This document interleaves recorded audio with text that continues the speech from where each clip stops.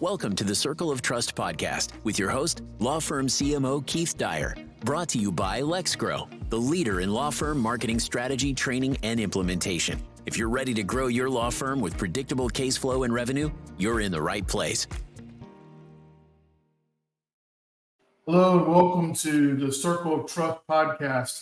I'm excited today to be joined by Jaroslaw Kruk, who is a practicing attorney in Warsaw, Poland. We're excited to have somebody from the country of Poland on the podcast. We've never had that before. And Jaroslaw and I are connections on LinkedIn, and we're learning more about each other. But basically, he is an attorney, and his practice focuses on the prevention and detection of economic crime, a white-collar type crime. So Jaroslaw, I don't want to talk any more about that. I'll let you tell us about yourself and about your practice. I am practicing attorney like 30 years. On the beginning, I worked as counsel in Ministry of Internal Affairs in the administration in the 90s. Past century, then we set up our own firm, and since 2011, we split, and I started with own company. Just now is the partnership. One of we have the three partners. After 2010, we decided that being full range law in our condition is not possible, because you have to manage for big amount of the lawyers and with the very unsure market in Poland. And because my practice was the Ministry of Internal Affairs, I know many guys from police, prosecutors. We started with the economic crime, white-collar crime, and assets recovery. Since 2010, I am a member of ICC Fraudnet, Association of the Law Firm in London, which focus on assets recovery and combating fraud. And we do mostly the international work. We work as part of the international team, the combating fraud, because now is we live in internet days. Internet make the frauds easier, and we see after pandemic, when the number of frauds increase, these are simply forged invoice sent and to very complex frauds for $millions. Of course, Poland is not US, it's not UK. We have the other scale, and it's not hundreds millions of dollars, but $millions for us is so much. And we developed this international cooperation, improve the methods there using any possibility which gives us law. For your knowledge, we are country of the continental law. We are not the country as common law, and is the different approach for the law.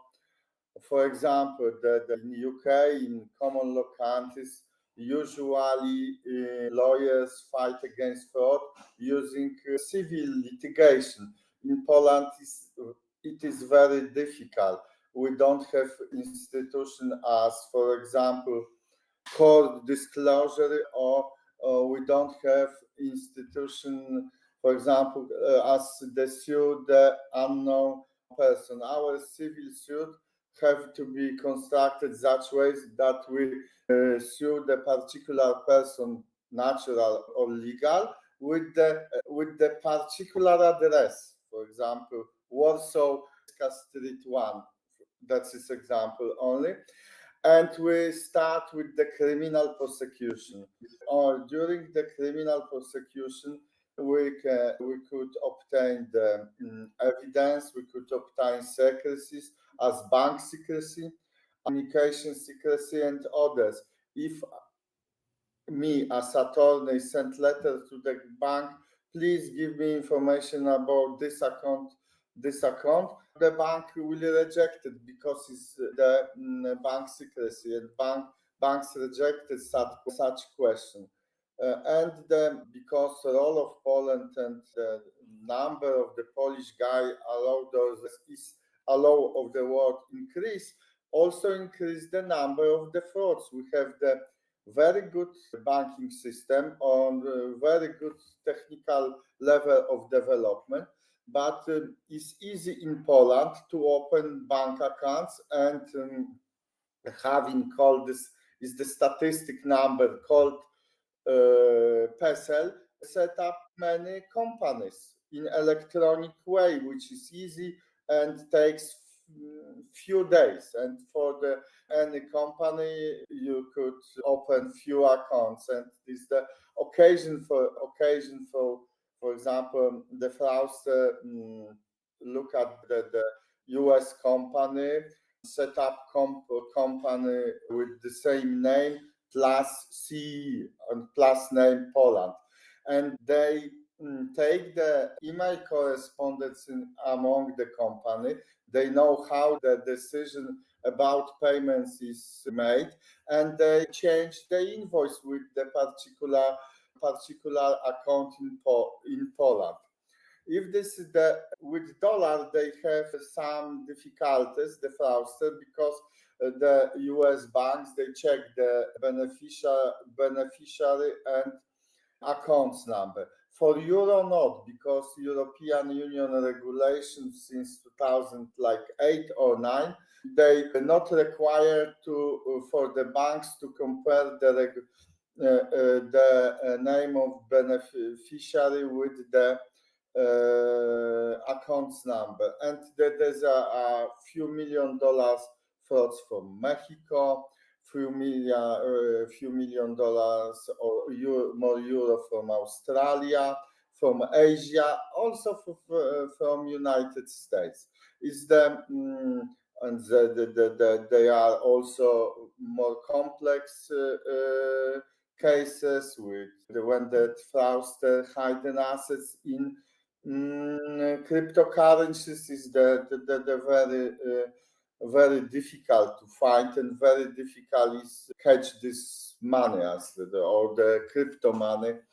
Polish law and Polish system of justice is not ready to do this. There are some example effective, enforceable, but it's very seldom.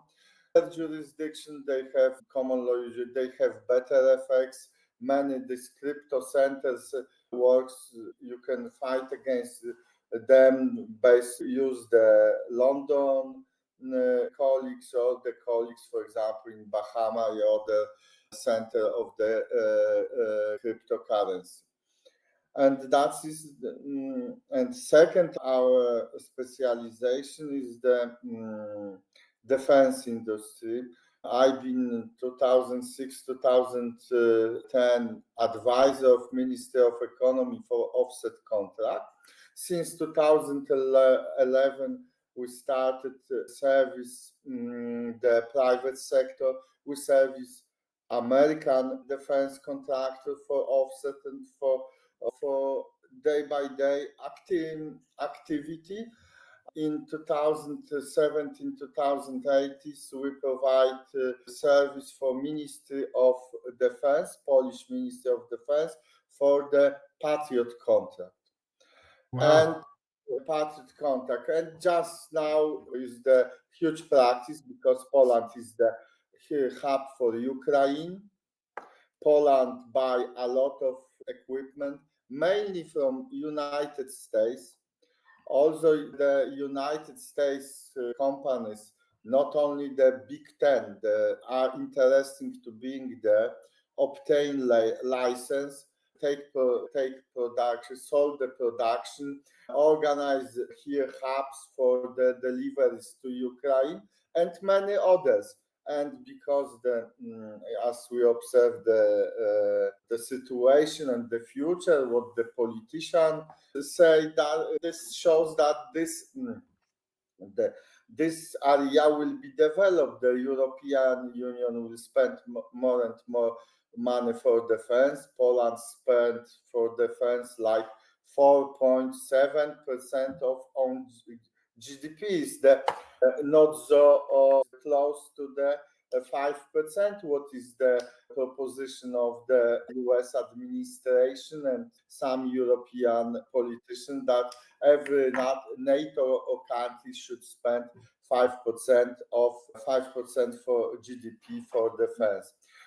Interesting, we help 2018 to the Polish producer of camouflage.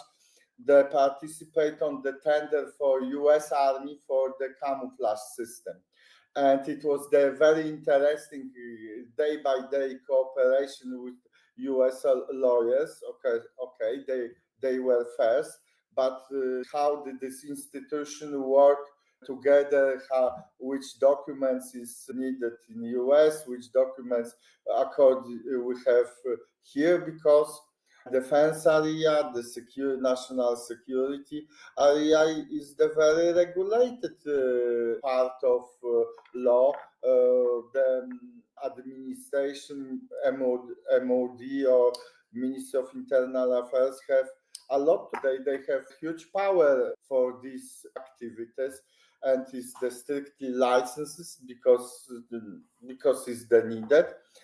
And my experience, my knowledge, and international contacts help us to be boutique law firm, focus on these two niches. And third niche is the international trade and custom, which provide my partner Joanna Bogdańska mainly, and we choose this model, the strictly cooperation with the foreign lawyers from the medium, from the other boutique firm, and also from the big international law firm without presence in Poland, because if they have presence, they have own lawyers. But many of foreign lawyers, they need the local, good, related, and with the... Yeah, you're their guy on the ground there in Poland. Yeah, and that is our method.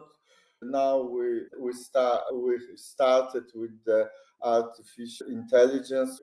We introduced the system after advice of our foreign colleagues. We focus mainly for artificial intelligence for the common law, US law, UK law, because the AI should really help your business in the review of documents and things of that nature. Do you find that beneficial?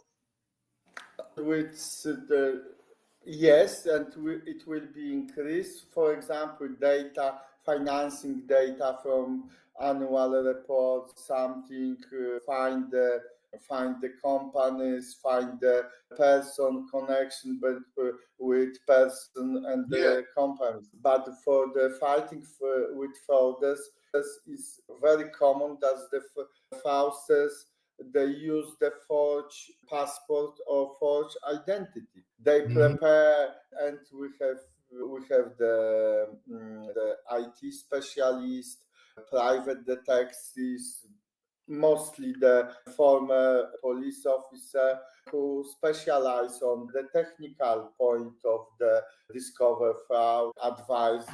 For example, last example, the one of the fraudster had the 20 passports from his own country and change the names, and for this guy, for Polish guys, was the same, looks like the same guy. And the fraudsters are very initiative, and fight with the fraud is very difficult.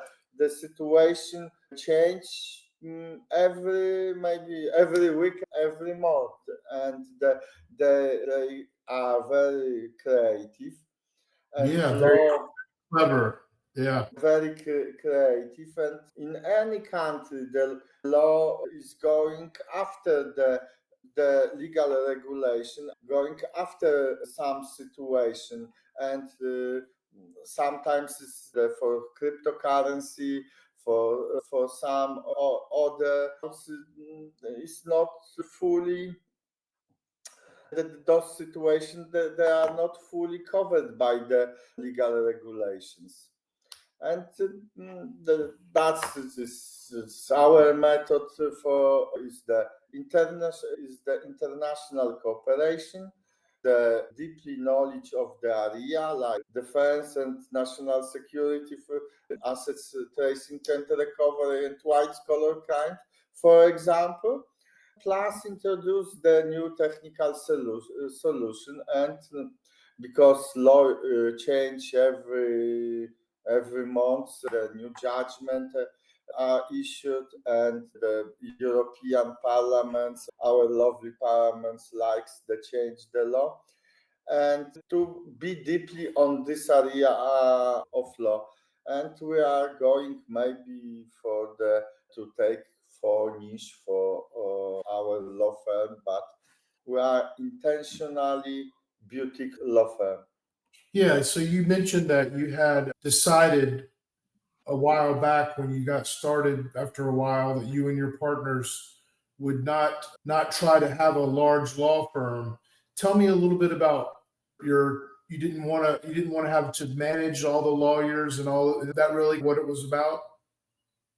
Could you once again, because Yeah, you had mentioned before earlier in our conversation that you had decided to become a boutique law firm as opposed to a larger law firm. And why? And tell us a little bit more about your decision around that. Why you decided to do that? for your bear in mind, in Poland, the biggest four law firm, they have more than 200 attorneys. Like Dentons, Al Cameron, CMS, one or two Polish domestic law firms. That is the level. It's not a few thousand attorneys, and decision was caused because it's difficult to compete for unlimited, for our perspective, unlimited money and unlimited power from, for example, London-based law firm. Right. And they for example, for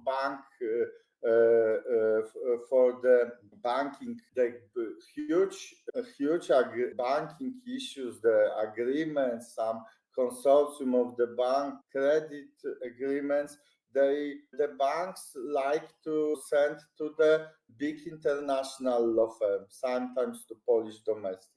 But and we was our position. We started to sue bank for breach of AML rules. When, for example, 1 million euro comes to the accounts, and next day is sent in few installments to China, or the same days, yeah, and the bank is nothing happened, and we start to sue. If you sue the banks, you can. It is like a rule. You are not considered by the banks as the attorney, which they could cooperate. And we decided that it's easier to be boutique, not such big administration, not such big tax lawyers, financial lawyers, other lawyers. It's difficult to compete with the international law firms, with the salaries, with bonuses, with everything. But for these niches, we can compete. We compete with them. Our competitor, they are for the assets recovery and white collar crimes. They are international law firms for defense issues. Also,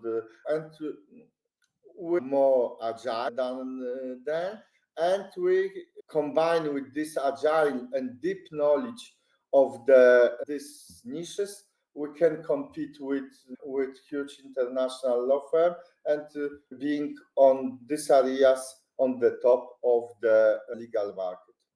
Yeah, I understand where you're coming. So you found your niche basically, and you specialize in it, and that's where you find yourself in the marketplace, and it's a good fit for you. I like that. That's cool. So how do you get new clients now? Is it literally by word of mouth and by your network of people? How do new clients come to you? New clients because the referrals of the former clients and because network with the lawyers. Other lawyers, we are member of the three networks. The oldest is ICC Fraudnet. The second is Green Line, focused on custom and international trade for that. And what area global is the general organization. And we go for many events organized by this organization, obligatory for the two annual meetings, give referrals, give small give us. Okay, I may check someone need the check the Polish firm, for example, company. Is the easy now the check, use it for 5 minutes, give that translation and send to, okay, Mike, is the for you, dear colleague. And this guy many times back to you with some referral and give to and be nice guy. Yes, it is very important. Your network and that creates referrals. And the Yeah. more work you do, the better, and the good work that you do, and being a nice person. This is all, I tell people this all the time, that marketing is also about how you treat people, right? And how good of a person you are back to them. This has been a fascinating discussion. I find it really interesting. Tell me a little bit about yourself. Are you married? Do you have children? Yes, with 3 children, one outside Poland, one in Israel, and 2 with me there. And I am married many years and have the home near the forest here in Warsaw. And I am happy with that. And to be, I think I am lucky guy, and everything is okay. I try to improve, to keep healthy, to improve my experience, my knowledge from this particular areas, and it's okay. I hope that I could continue my activity. That's great. So let me ask you another question that I just out of curiosity. How do you become what is the process to become an attorney in Poland? Did you go to law school? It's the university, like 5 years, and then you have to pass the exam to being a trainee for attorney, and 3 years, and then pass the exam for being attorney. In my case, because I heard it was the 90s when I started this was the change between the communists and our system, start to be attorney free. And the young guys with like 28 is the younger, they could be attorney with the full rights, and it's the other ways. The way to be now that being attorney, 5 or 6 years of practice, being, for example, employee in law firm, and after university, and then they pass the final exam to being attorney. And so you grew up in the communist era of Poland, and then you really grew out of it because you were a young man whenever it ended, and you were able to have a career in the new economic governmental structure. That's pretty cool. I bet that was an exciting time of your life. I'm old enough to remember all that. My undergraduate degree was in political science, and my focus was Eastern European politics. So I studied Poland and all in the fall of the communist regime and everything. And I had a couple of professors that were Polish at my university. So I do know a little about it. I've studied some about it from World War II as well, because it was such a it was the ground zero of World War II, really.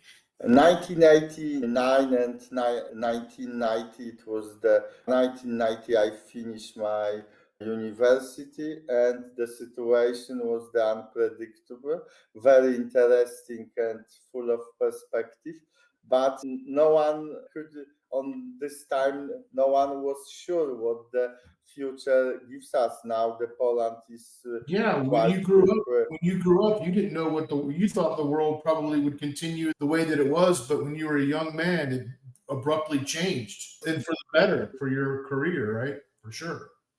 Yeah, and the end of the day, I am very happy that I am lawyer, practicing attorney.